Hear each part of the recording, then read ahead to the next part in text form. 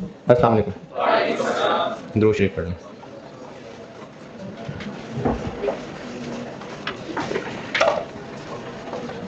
अच्छा, वो जो रिवैल्यूएशन मॉडल से रिलेटेड पॉइंट लिखवा रहा था, जीटी में आखिरी पॉइंट क्या लिखवा रहा था जीटी में?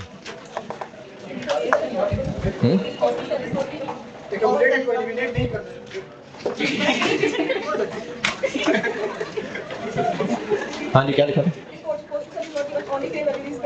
नहीं, मैंने सही बात तो बताई थी।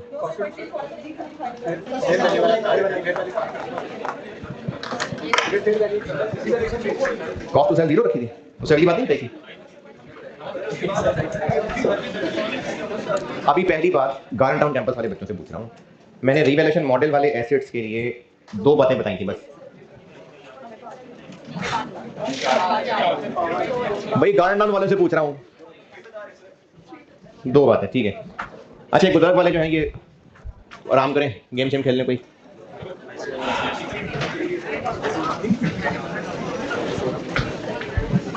अच्छा, वैसे है तो बेकार सी बात, लेकिन चले बता रहा हूँ। जो मैंने तीन मिसालें दिखाई थी गार्डन टाउन वालों से, कह रहा हूँ गार्डन टाउन वालों से तीन मिसालें बनाई थी ना, तो उन तीनों की फिगर्स बताइएगा। 1 फेयर वैल्यू 140 175 और दूसरी 250 fair value 260 value in use 245 और तीसरी fair value 210 cost to sell कोई नहीं, वैल्यू इन यूज 195। तो पहले ये होगा revalue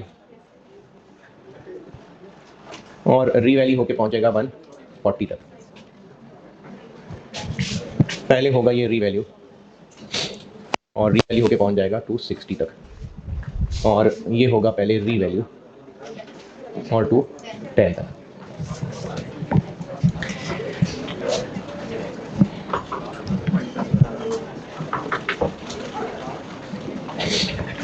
recoverable amount 206, impairment 4।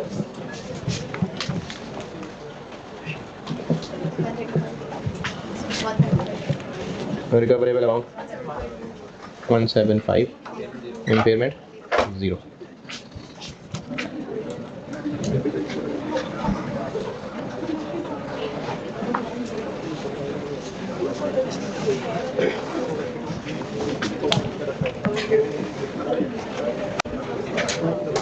To double 5 loss 5।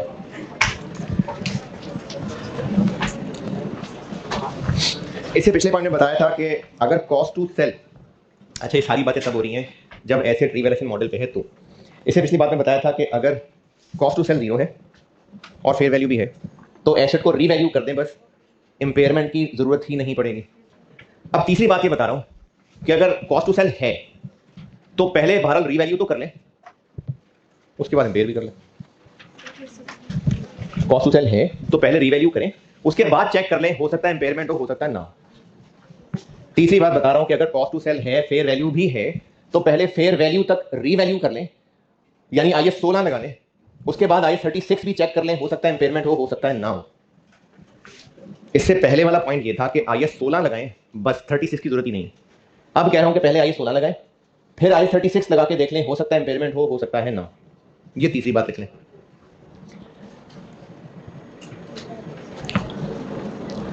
ये एग्जांपल लिखनी है तो मर्जी है, नहीं लिखनी है तो ना लिखें।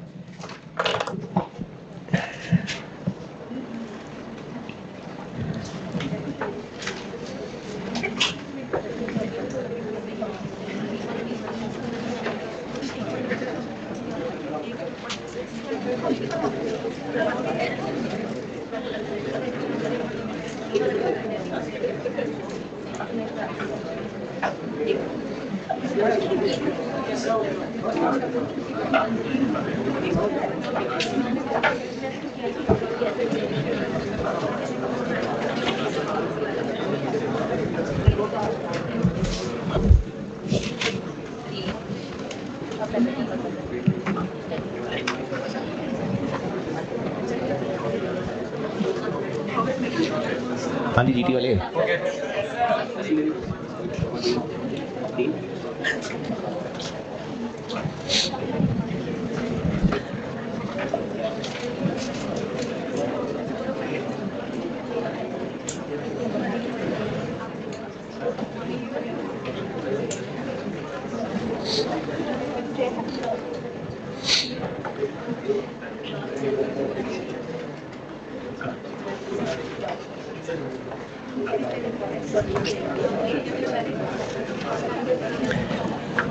चौथा पॉइंट ये लिख लें, और ये सारे पॉइंट तब चल रहे हैं अगर एसेट रीवैल्यूएशन मॉडल पे। चौथी बात ये लिख लें कि अगर फेयर वैल्यू नहीं है लेकिन वैल्यू इन यूज है तो रीवैल्यू नहीं करेंगे, बस इंपेयरमेंट टेस्टिंग करेंगे। दोबारा, फेयर वैल्यू नहीं given, value in use given है, तो जब फेयर वैल्यू नहीं है तो फिर रीवैल्यू तो नहीं कर सकते, इसलिए रीवैल्यू नहीं होगा, बस इंपेयरमेंट टेस्ट ही होगा। अगर फेयर वैल्यू नहीं है और वैल्यू इन यूज है तो रीवैल्यू नहीं करेंगे, सिर्फ इंपेयरमेंट टेस्टिंग करेंगे।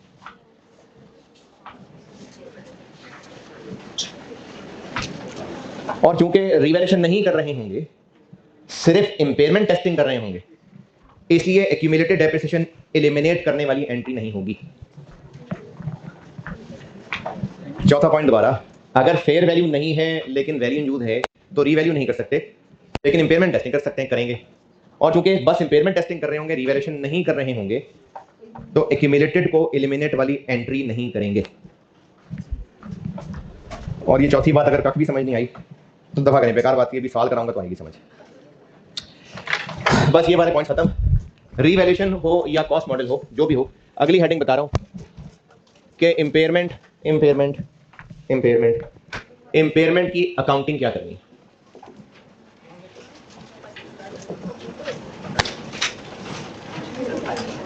इंपेयरमेंट लॉस की अकाउंटिंग क्या करनी है जी, अब ये गुलबर्ग वाले भी जान जाए। इंपेयरमेंट लॉस की अकाउंटिंग, इंपेयरमेंट लॉस की अकाउंटिंग क्या करनी है डिपेंड करता है कि एसेट की अकाउंटिंग क्या हो रही थी।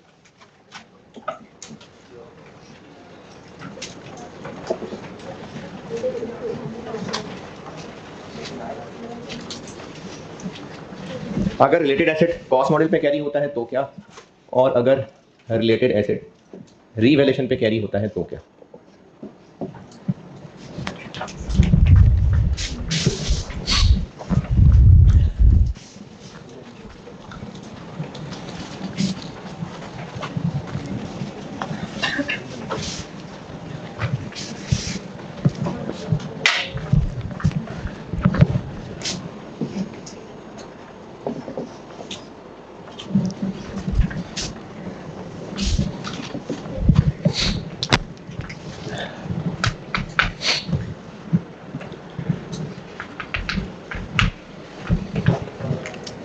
अगर एसेट कॉस्ट मॉडल पे कैरी होता है तो इंपेयरमेंट लॉस एक एक्सपेंस है।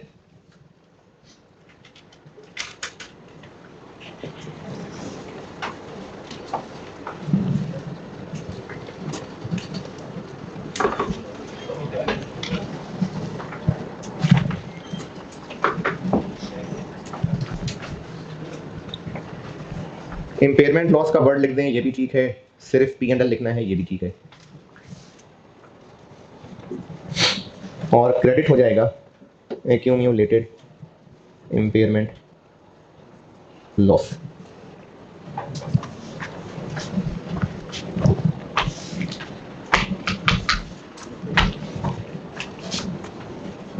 अगर एसेट कॉस्ट मॉडल पे हो तो इंपेयरमेंट लॉस एक एक्सपेंस है।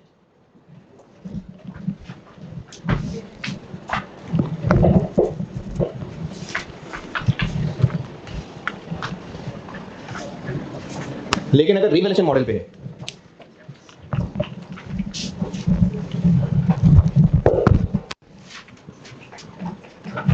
तो फिर इसकी ना कोई अलग से अकाउंटिंग नहीं है, इसको ऐसे ही अकाउंट फॉर करेंगे जिस तरह रीवैल्यूएशन डाउनवर्ड्स को करते हैं।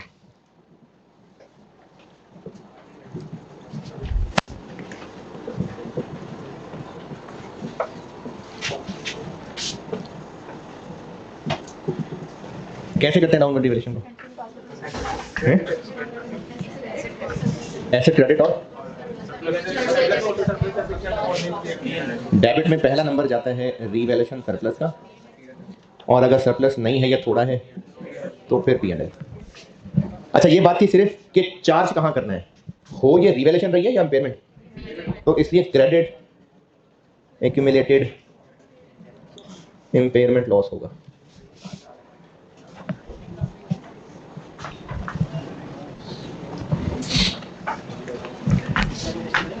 है जी, अभी इससे एक सवाल कराता हूँ ना, फिर उसमें जवाब देता हूँ, अभी ज़बानी मुश्किल है ना।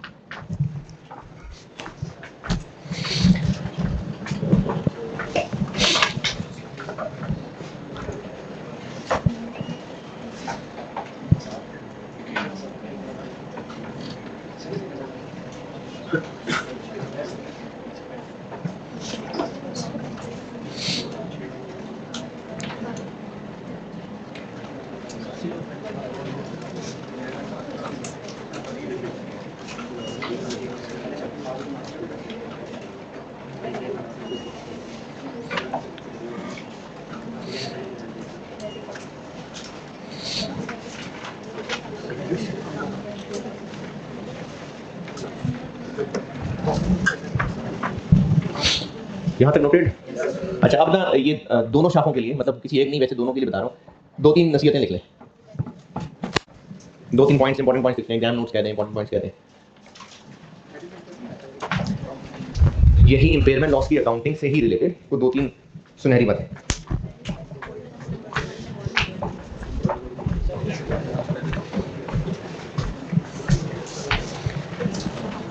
पहली बात ये लिख लें, और ये काम आप पहले ना estimate change, subsequent capital expenditure और रिवैल्यूएशन में कर चुके। क्या कर चुके? कि जब वैल्यू चेंज हो जाती है तो फिर डेप्रिसिएशन रिवाइज करनी पड़ती है। कैसे? बाकी बची वैल्यू रिमेनिंग। तो बस पहला पॉइंट ये लिख लें कि इंपेयरमेंट लॉस चार्ज करने के बाद जब डेप्रिसिएशन कैलकुलेट होनी है तो वो remaining book value over remaining life. दोबारा सुन ले। इंपेयरमेंट लॉस चार्ज करने के बाद जब डेप्रिसिएशन अगली बार चार्ज होगी तो बाकी बची बुक वैल्यू को रिमेनिंग लाइफ पे डेप्रिशिएट करना है। अच्छा, पहले भी ऐसे ही करते हैं ना, तो रिवैल्यूएशन में भी ऐसे ही करते हैं। तो वही वाली बात कह रहा हूँ कि अब जब अगले ईयर की डेप्रिसिएशन चार्ज होगी तो बाकी बची बुक वैल्यू, बाकी बची लाइफ।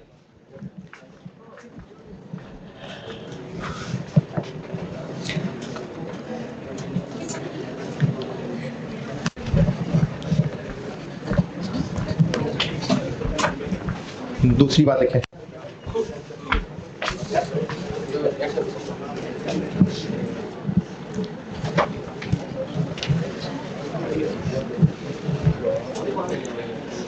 दूसरी बात ये लिख लें कि आपको ना एग्जाम क्वेश्चन सॉल्व करने में हेल्प होगी, आप accumulated depreciation and impairment loss combined account रखना। सवालों में हेल्प होगी बहुत अगर आप account accumulated depreciation and impairment loss, अगर कंबाइंड अकाउंट चलाएंगे ना। कंबाइंड अकाउंट से मेरी मुराद ये है, डेप्रिसिएशन की एंट्री क्या कर रहे होंगे? Depreciation debit, accumulated depreciation and impairment loss credit. ये एंट्री क्या करेंगे? Impairment loss debit, accumulated depreciation and impairment loss credit. यानी एक्यूमुलेटेड डेप्रिसिएशन और एक्यूमुलेटेड इंपेयरमेंट लॉस, इनको एक ही अकाउंट बना के चलेंगे तो सवाल में हेल्प है। एक्यूमुलेटेड डेप्रिसिएशन और एक्यूमुलेटेड इंपेयरमेंट लॉस, ये कंबाइंड एक ही अकाउंट बनेगा।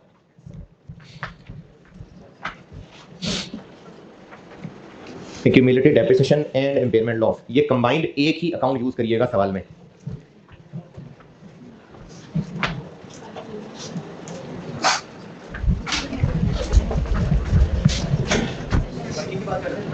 नहीं, एंट्रीज का सवाल हो अगर, तो accumulated depreciation and impairment loss ये अकाउंट है।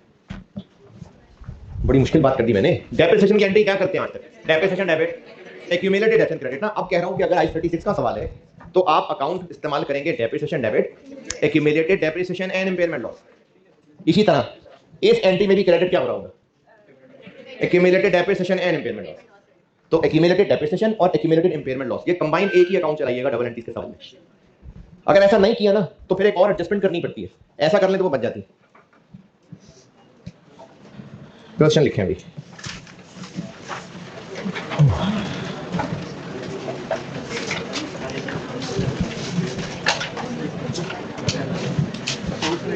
है जी, बस सुनहरी बात कहते हैं।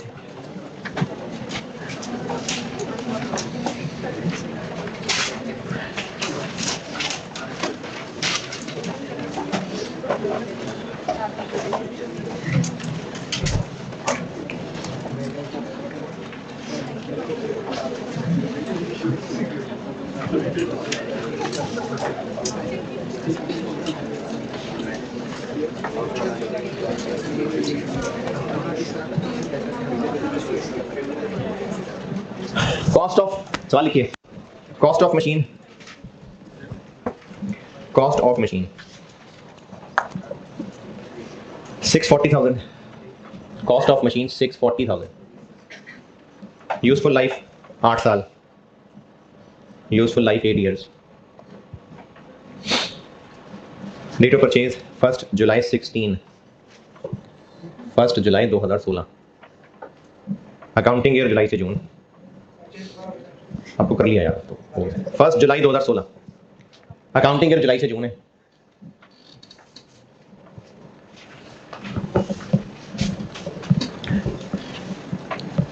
Impairment tests were conducted as follows. Impairment tests were conducted as follows.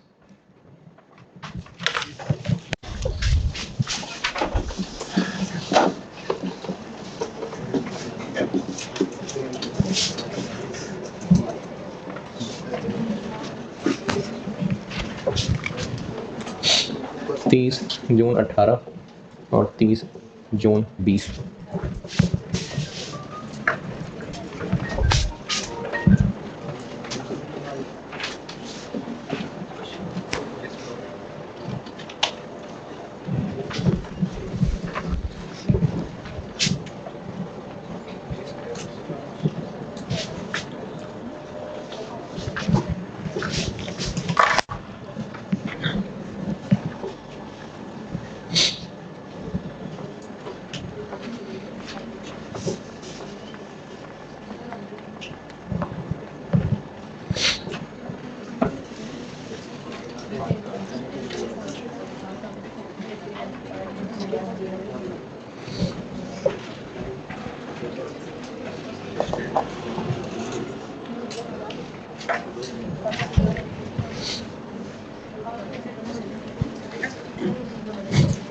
Note तो करें, कर लिया, रिक्वायर्ड है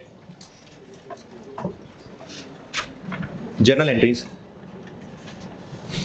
1 जुलाई 16 से 30 जून 21, 5 साल की एंट्री है। 1 जुलाई 16 से 30 जून 21। मैंने कहा है कि रिवैल्यूएशन मॉडल है, तो फिर कॉस्ट मॉडल। जवानी बोल रहा हूँ, साथ साथ चल लें। 1 जुलाई 16, 1 जुलाई 16 plant machinery debit cash credit, plant machinery debit cash credit कितने से? 640,000। फिर इसके बाद क्या होगा? ईयर एंड पे डेप्थ चार्ज होगी 30 जून 17। मेथड खामोशी है तो स्ट्रेट लाइन है। Depreciation debit, accumulated depreciation and impairment loss credit, accumulated depreciation and impairment loss credit है, यही बता रहा था ना, इकट्ठे लिखेंगे।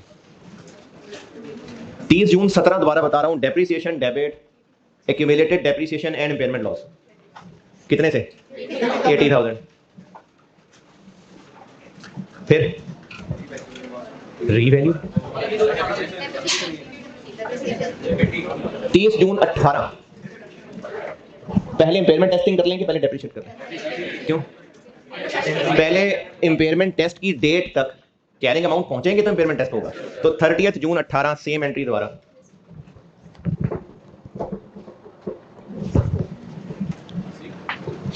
30 जून 18 सेम एंट्री।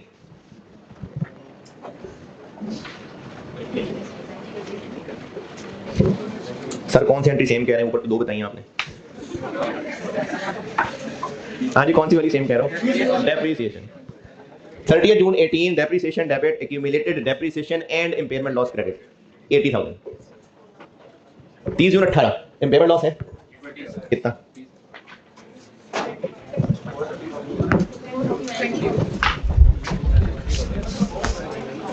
कैरिंग अमाउंट कितनी? 480। क्या 30? Recoverable amount 450 fair value less cost to sell है, 435 वैल्यू यूज है, तो 450 30,000 इम्पेयरमेंट लॉस है जी। रीवैल्यू क्यों करना है? किसी का दिल कर रहा रीवैल्यू करने का? दौड़ के करा जाके, मैं वेट कर लेता हूं। 30 जून 18 क्या एंट्री होगी? Impairment loss debit, accumulated depreciation and impairment loss credit. Impairment loss debit, accumulated depreciation and impairment loss 30,000।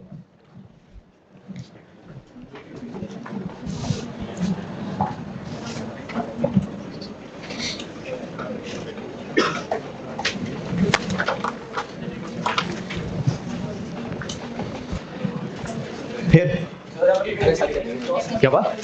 दोबारा बोले, कुछ समझ नहीं आया। 190 क्या करने के लिए? अरे रीवैल्यूएशन क्यों करना चाह रहे हैं?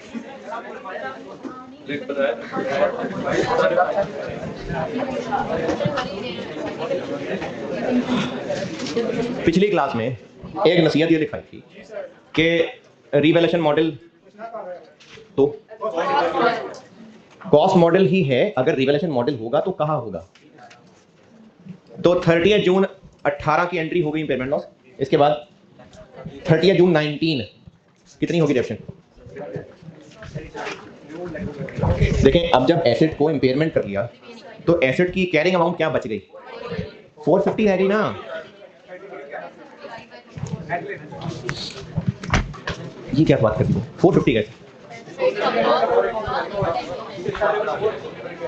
अच्छा चले, बचपन में एक बात बताई थी, cost less accumulated depreciation and impairment loss.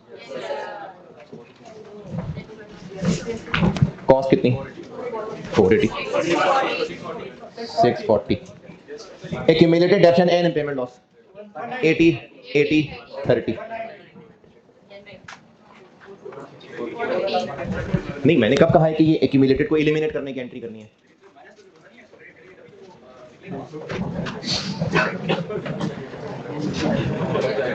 जब एस्टीमेट चेंज करते हैं, जब पहले ये जो आपने जवानी लगाई आई 16 पे, जब पहले एस्टीमेट चेंज करते थे तो एस्टीमेट चेंज के बाद डेप्रिसिएशन कैसे कैलकुलेट होती है? एसेट की कॉस्ट 500, 3 साल गुजर गए थे, 150 डेप्शन चार्ज हो गई थी। अब रिमेनिंग लाइफ पे नई डेप्शन कैलकुलेट करेंगे ना। एस्टीमेट चेंज, कोई रिवैल्यूएशन नहीं कह रहा, एस्टीमेट चेंज की बात कर रहा हूं। तो अब चौथे साल की डेप्शन कैसे चार्ज होगी? आइए 16 FAR 1 नासिर बस। आइए 16 में एस्टीमेट चेंज डेप्रिसिएशन कैलकुलेशन कैसे करते हैं? 3 साल गुजरने के बाद एस्टीमेट ऑफ लाइफ चेंज हो गया, चौथे साल की डेप्शन कैसे कैलकुलेट होगी? जो नहीं, कितना? 350 को रिमेनिंग लाइफ पे बांटेंगे ना। अभी तक सुनना जवान, अब 350 को बांटेंगे ना, तो क्या मैंने 150 को एलिमिनेट करने की एंट्री कर दी?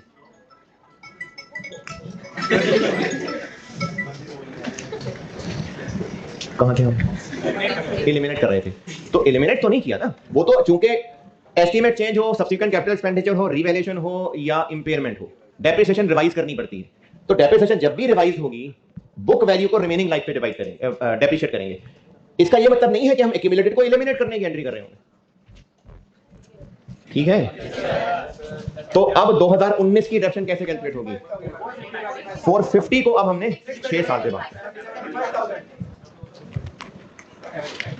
तो 30 जून 19 depreciation debit,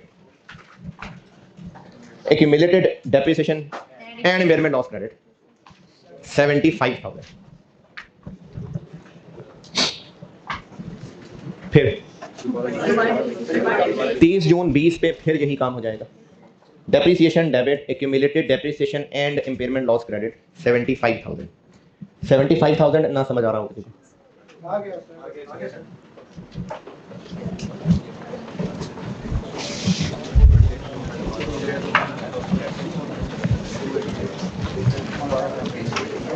30th June 20 carrying amount कितनी रह गई है? 300। कैसे? 450 रह गई थी, फिर 75 और डेप्रिशिएट हो गया 300, और अब रिकवरेबल कितनी है?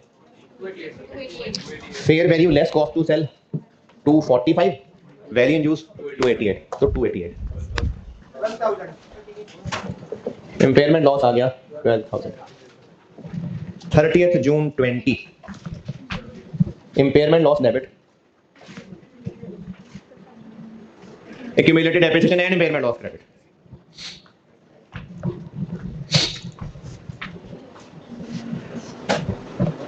और 30 जून 21 कितनी होगी नई डेप्रिसिएशन? अब हम एसेट को मजीद इंपेयर कर रहे हैं तो कैरिंग अमाउंट और कम हो जाएगी ना, कम होके कहां तक आ जाएगी? 288 तक। नहीं 288 तो इस तरह करके दिखा दूं। अच्छा दिखा देते हैं। कॉस्ट कितनी? कॉस्ट एक्यूमुलेटेड 190 थी, फिर 75 डेप्रिशिएट हुआ, 75 डेप्रिशिएट हुआ, 12 इंपेयर हो गया।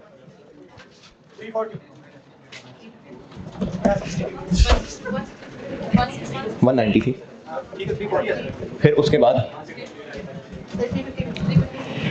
हाय हाय 190 थी, 75 डेप्रिशिएट हुई, फिर 75 डेप्रिशिएट हुई, फिर 12,000 का इम्पेयरमेंट लॉस 352। तो जब एसेट इंपेयर हो जाता है, अगर काम की बात लगे तो लिख लीजिएगा, जब एसेट इंपेयर हो जाता है तो इम्पेयरमेंट चार्ज करने के बाद उसकी कैरिंग अमाउंट कहां तक पहुंच जाएगी? रिकवरेबल अमाउंट तक।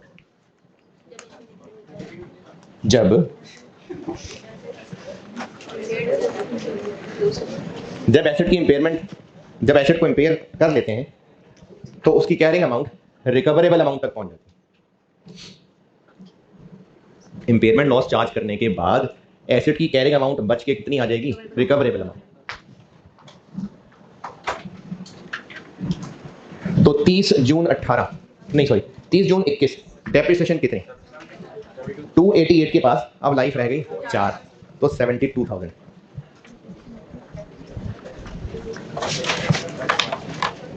चलो अब एक सवाल रिवैल्यूएशन का लिख लें।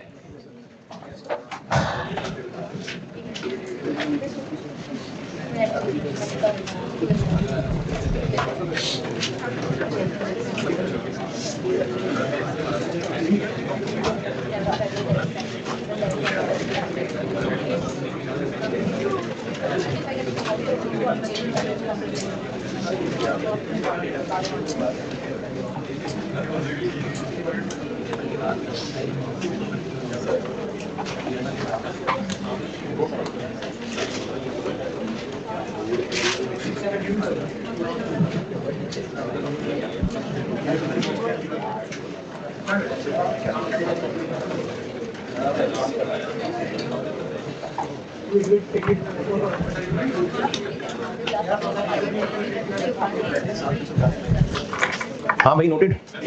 चले अगला सवाल। Cost of machine, cost of machine 720,000। 720। अच्छा अभी मैं ना टेबुलर वर्किंग नहीं बता रहा, कल यानी मंडे को रिवर्सल पढ़ाऊंगा इम्पेयरमेंट लॉस का, तो फिर उसमें टेबुलर वर्किंग इंट्रोड्यूस करा दूँ, इसलिए मैं अभी नहीं करा रहा टेबुलर वर्किंग। क्या लिखा? Cost of machine 720,000, useful life 8 साल, डेट ऑफ परचेज 1 जुलाई 16, अकाउंटिंग जुलाई से जून। भाई पिछले वाली है, सिर्फ कॉस्ट बदली है, बाकी वही है। 8 साल लाइफ है, डेट ऑफ परचेज 1 जुलाई 16 है, अकाउंटिंग जुलाई से जून है, रीवैल्यूएशन मॉडल है।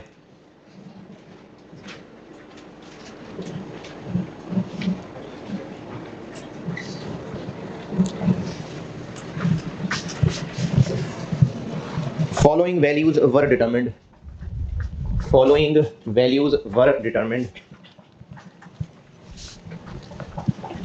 for impairment testing.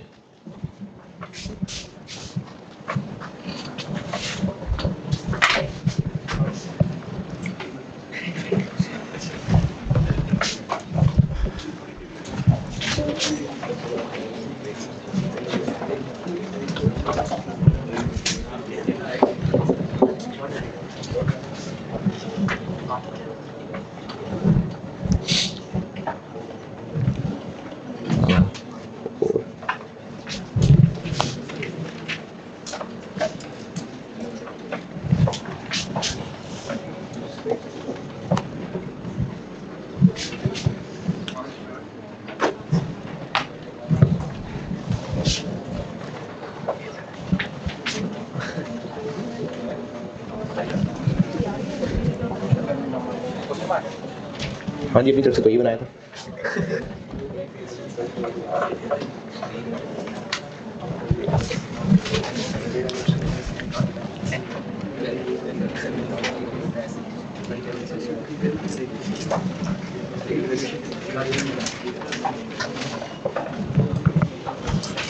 Requirement same है, 30 जून 21 तक की एंट्रीज।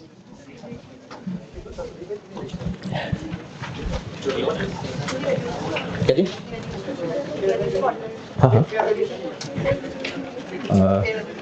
30 जून 20 पे नहीं कर सकेंगे ना। रिवैल्यूएशन मॉडल हो तो जरूरी नहीं है कि हर साल लाख की रिवैल्यूएशन करें।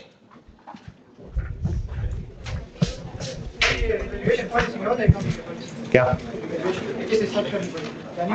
नहीं, जब जरूरत लगे, नहीं दिल चाहे नहीं, लेकिन प्रैक्टिकली कुछ 3-4 साल बाद कर रहे होते हैं।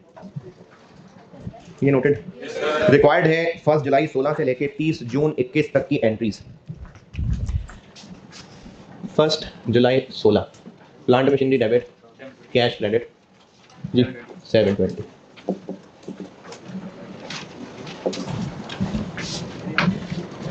फिर 30 जून 17 depreciation debit, accumulated depreciation and impairment loss 90,000।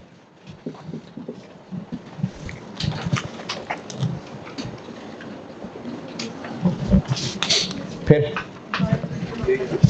30 June 18 depreciation debit, accumulated depreciation and impairment 90,000।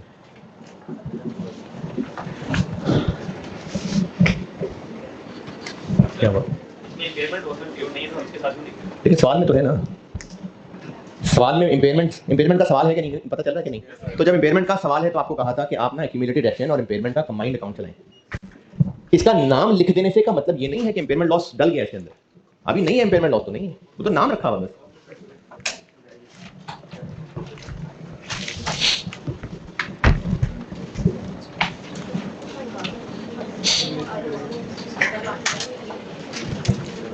इस सवाल में इम्पेयरमेंट है ना, हमें पता है इम्पेयरमेंट है, इसलिए आप शुरू से ही नाम उसका एक्यूमुलेट। ऐसा नहीं है कि जब इम्पेयरमेंट लॉस की एंट्री होगी तो ये नाम साथ जुड़ेगा। Accumulated depreciation and impairment loss का अकाउंट पहली एंट्री से ही इस्तेमाल होने लग जाएगा। और वर्ड इम्पेयरमेंट आने से ये मतलब नहीं है कि इम्पेयरमेंट लॉस आ गया हुआ है, बस हमने यही नाम से अकाउंट इस्तेमाल हो रहा है। वरना अगर यहां पर एक्यूमुलेटेड एक्शन का नाम होता और इसमें इम्पेयरमेंट लॉस ले आते तो नाम बदल देते तो अकाउंट ही चेंज हो जाता। तो इसलिए account he accumulated action and impairment loss. अब आगे रीवैल्यूएशन होगी कि नहीं? रीवैल्यूएशन मॉडल बताया मैंने। तो जब रीवैल्यूएशन करेंगे तो रीवैल्यूएशन कर रहे हैं इसलिए एक्यूमुलेटेड को एलिमिनेट करेंगे। एक्यूमुलेटेड डेप्रिसिएशन एंड इम्पेयरमेंट 180,000 और प्लांट एंड मशीनरी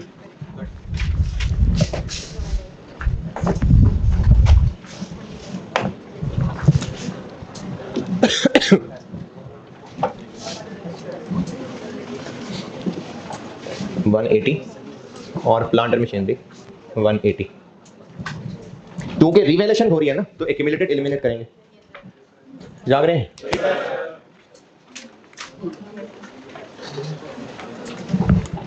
फिर इस एंट्री के बाद प्लांट की बुक वैल्यू रह गई 540, पहुंचाना है इसको 504,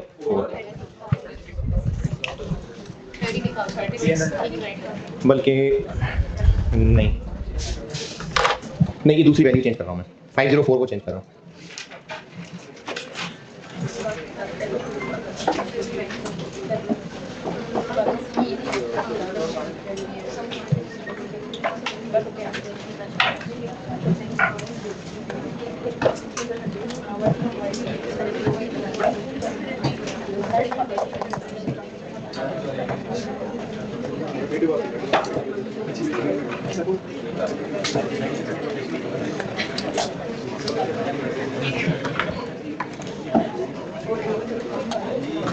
ये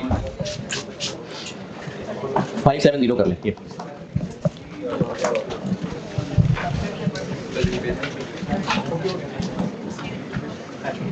ये 504 की जगह 570। हाँ जी, अब क्या करना है? अब इसको 30,000 से बढ़ाना है। तो प्लांट एंड मशीनरी डेबिट और पहली रिवैल्यूएशन है, रिवैल्यूएशन सरप्लस 30,000।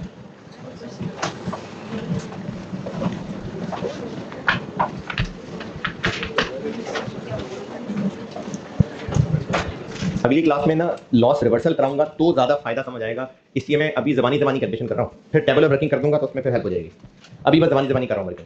रिवैल्यूएशन हो गई यहां तक। अब 30 जून 18 पे ही है अभी, चूंकि कॉस्ट टू सेल है तो फिर इम्पेयरमेंट टेस्टिंग भी करनी है। कॉस्ट टू सेल ना होती यानी जीरो होती तो बस रीवैल्यू हो गया काफी, लेकिन कॉस्ट टू सेल है तो इम्पेयरमेंट टेस्ट भी चेक करना है। रिकवरेबल अमाउंट कितनी?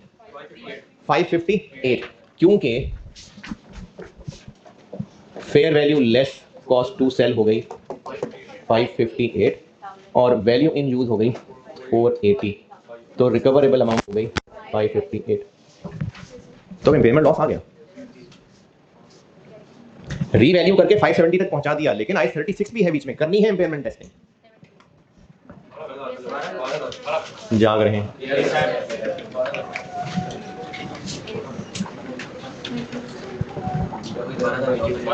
तो 12,000 का अब ये इम्पेयरमेंट लॉस है, इम्पेयरमेंट लॉस है, लेकिन इसकी अकाउंटिंग ऐसे ही करेंगे जैसे रिवैल्यूएशन डाउनवर्ड की करते। पहला डेबिट और सरप्लस में ही इतनी जगह है कि उसी में डेबिट हो जाए। ये क्या हुआ? दोबारा 30 जून 18 तक रिवैल्यूएशन कर ली थी, कसम से की थी रिवैल्यूएशन। रीवैल्यू करके प्लांट एंड मशीनरी कहां तक पहुंचा दिया? 570। तो रिवैल्यूएशन, जस्ट रिवैल्यूएशन के बाद कैरिंग अमाउंट हो गई और रिकवरेबल अमाउंट हो गई 558, तो 12,000 का आ गया इम्पेयरमेंट लॉस। 12,000 का इम्पेयरमेंट लॉस आ गया। तो इस 12,000 के इम्पेयरमेंट लॉस की अकाउंटिंग क्या होगी? इम्पेयरमेंट लॉस डेबिट, क्योंकि एसेट रिवैल्यूएशन मॉडल पे है तो सरप्लस डेबिट, और अगर सरप्लस में होता ही सिर्फ 10,000 तो फिर 2,000 P&L में जाता। क्रेडिट, एसेट नहीं क्रेडिट।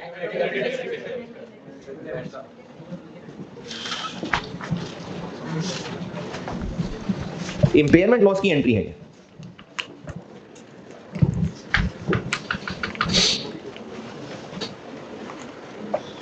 कितनी बुरी बुरी शक्लें बना के बैठा है।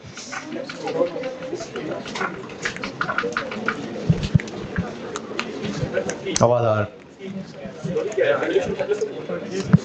इसकी लॉजिक क्या है?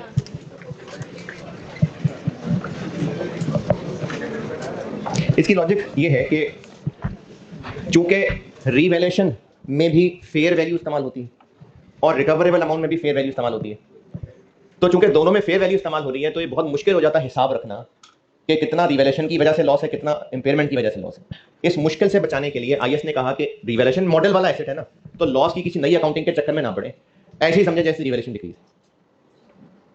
अगर लॉस की अलग अकाउंटिंग बताते हैं उसका अलग हिसाब रखना पड़ता है, तो इसलिए चाहे रिवैल्यूएशन लॉस हो चाहे इम्पेयरमेंट लॉस हो, डेबिट उसका एक ही तरीके से होगा, पहले सरप्लस फिर P&L,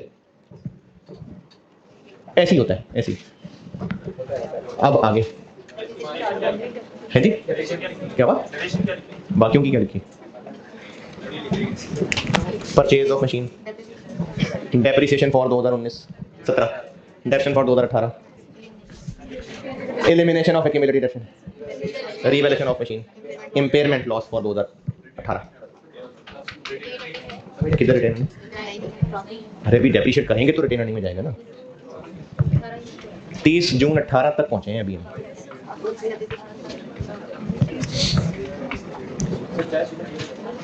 क्या हुआ? चाय पिला दूं?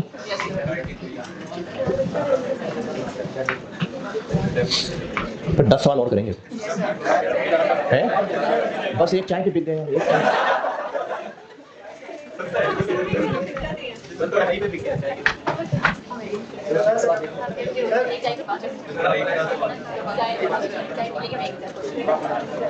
हाँ होंगी बातें। चले 30 जून 19 पे अब डेप्रिसिएशन की एंट्री।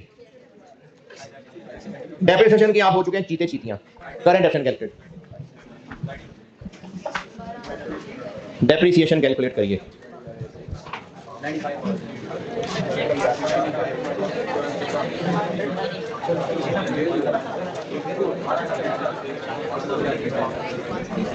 डेप्रिसिएशन कैलकुलेट करिए।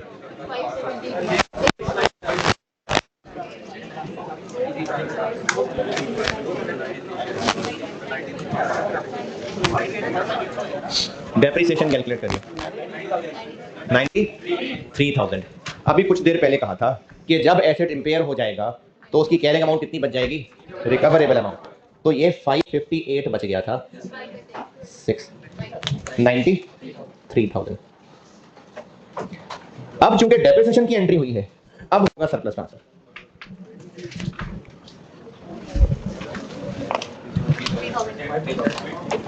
तीस जून 19 revaluation surplus debit, retained earnings credit कितना? 3,000। कैसे?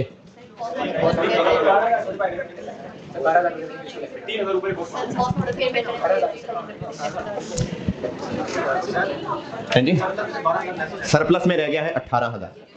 तो जब 18,000 रह गया तो उसको 6 साल रिमेनिंग पे बांट लें 3,000। और उसके बाद 30 जून 20 डेबिट, RE का मतलब retain earnings.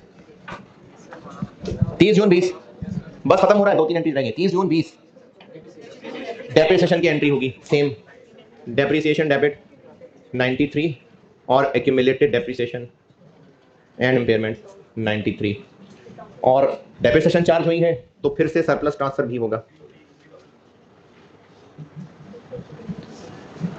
3,000। Retain earnings credit 3,000। यहां तक पहुंचे, फिर इम्पेयरमेंट लॉस वाली बताता हूं।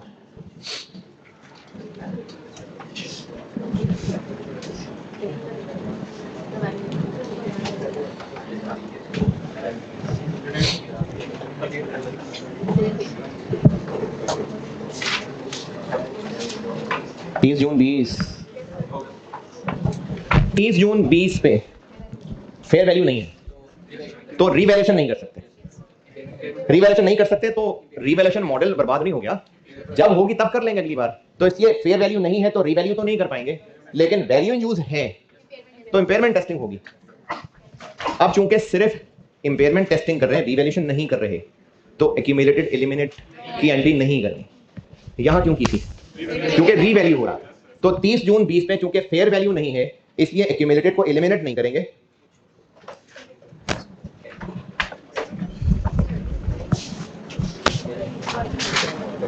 कैरिंग अमाउंट बताएं जी कैसे? इंपेयरमेंट के बाद 558 रह गई थी, फिर 93 डेप्रिशिएट हुआ और 93 डेप्रिशिएट हुआ। कितना रह गया? 372। जबकि रिकवरेबल अमाउंट है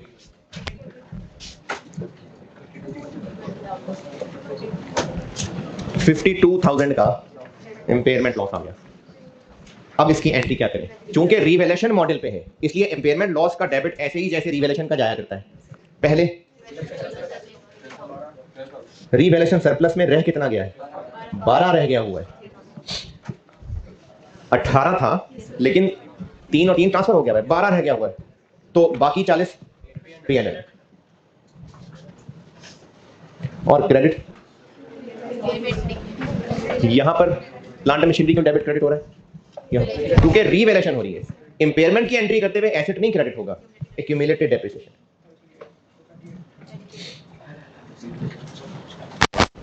अच्छा, अगली क्लास में मैंने लॉस रिवर्सल कराना है, तो इसको अच्छी तरह देख के आए, वरना ये जो है ना, ये भी उल्टी करके बाहर निकाल देगा। 30 जून 20 इंपेयरमेंट लॉस है पीने से। यार मैं आप लोगों को अकाउंटिंग सर आपकी जिंदगी बनाने की कोशिश कर रहा हूं, आपको चाय की पड़ी है। 30 जून 20 लास्ट 30 जून 21 डेप्रिसिएशन की entry, depreciation debit, depreciation debit, accumulated action and impairment loss credit कितनी? जब इंपेयरमेंट लॉस चार्ज हो जाता है तो एसेट की कैरिंग अमाउंट बन जाती है रिकवरेबल अमाउंट। तो अब 2021 की डेप्शन 320 डिवाइडेड बाय 4 80,000।